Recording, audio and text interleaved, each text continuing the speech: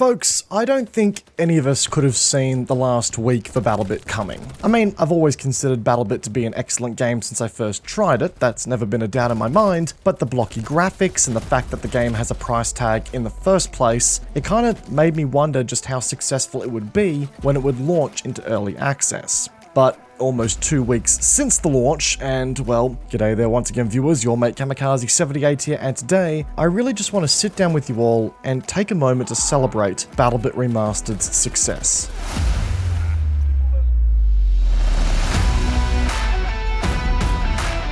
So, it's clear folks that the BattleBit Remastered train just isn't slowing down anytime soon. The game this last weekend, at the time of writing this video, broke its own peak concurrent player count once again and reached 87,000 concurrent players on Steam. And as a result, at a point in time over the weekend, BattleBit was the number 4 game on Steam when it came to player count, beating out the likes of GTA 5, COD Modern Warfare 2, Rust, PUBG, Unturned, and Team Fortress 2 all on Steam. The fact that it's beating Unturned in particular is actually a little bit funny to me, given how many players would come into my comment section and constantly drop the "this just looks like an Unturned ripoff" to me. But anyway, the point of this video is not to throw shade on other games here. BattleBit is riding on a high of success right now, and as someone who's been watching this project for a while now, seeing the developers continue to innovate and improve on their little passion project here, it's honestly really amazing to watch. We really have to remember here, folks, that the game that has achieved this much, and such a feat for that matter, was made by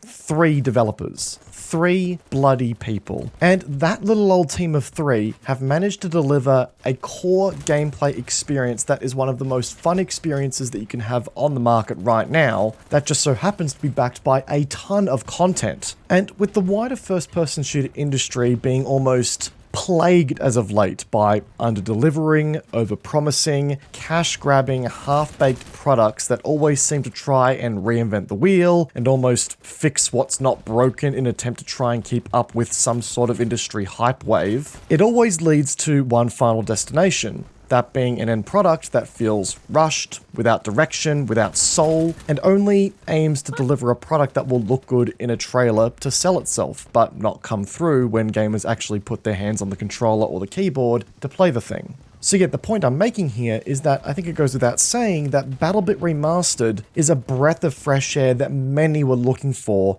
when it came to first-person shooters here. It's the perfect mix of fun and competitive shooter gameplay, depending on how you like to lean, that has managed to capture a very broad player base. And at every corner, you can feel in its gameplay that it focuses on providing that tight gameplay loop first and foremost, and that in of itself has done nothing short of accelerate the game to the kind of success it is seeing. The fact that the game feels good to play, the fact that it knows what it wants to be, the fact that it has amazing gameplay features that are fun to engage with, and that it executes on all of this well after years of trial and error from the developers, sees us with the kind of product that we have here with BattleBit. There's no attempt to artificially lengthen the player's time in the game with, say, a season pass or a battle pass that if you don't do in a certain amount of time, you'll never get the cosmetics, or, daily missions that have timed exclusive unlocks. There's none of that here. In order to keep you playing the game entirely relies on its core gameplay.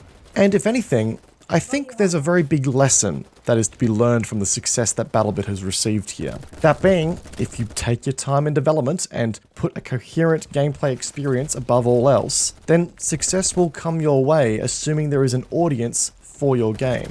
At times, it really does feel like a lot of big AAA companies have been constantly taking the fast road, cutting corners and promising content that should have been included in the launch of the game as DLCs or updates. And to see a game like BattleBit launch in a working state with a lot of the quality of life updates that you would expect to see in a full release game in 2023, to me it's really kind of reminded me that it goes to show that you'll often find gems in the places that you would least expect to. And part of me feels a bit weird at times praising BattleBit for just getting the basic stuff right. Like having a server browser with a quick match function, like having a working social systems at launch, like having solid core gameplay, all of that stuff. But then I remember what the FPS market has been like lately, and I remind myself, no, this sort of practice should be acknowledged and it should be praised. And the message needs to be heard loud and clear to get out there to other developers and other publishers that this is what the standard should look like. And we have to remember, folks, BattleBit is in early access. This is not the final launch of the game here. This is not the end of the road. The developers have got far more stuff planned for this game before they call it a final product. I mean, technically, we are still in the production stage of this game's story, and yet it works as smoothly as it does. Nothing gets in the way of you playing BattleBit how you want to. It's an early access game that just works. It's not a tech test. It is a game that has had the core of it completed and now intends to expand from there, both with new content and quality of life features. And that only makes me very excited for this game's future. Quite frankly, these three developers have got a lot to be proud of here, and if anything, I think they have well and truly shaken up the wider FPS genre. Hell, maybe this will be a wake-up call to the wider industry to sort of get their shit together. Maybe BattleBit represents the reset that this genre of gaming really needed, because gamers are very much voting with both their wallets and their time with this game. It's not overly flashy to look at, it doesn't have a cutting-edge presentation, it doesn't have the most extensive marketing campaign out there, it's just a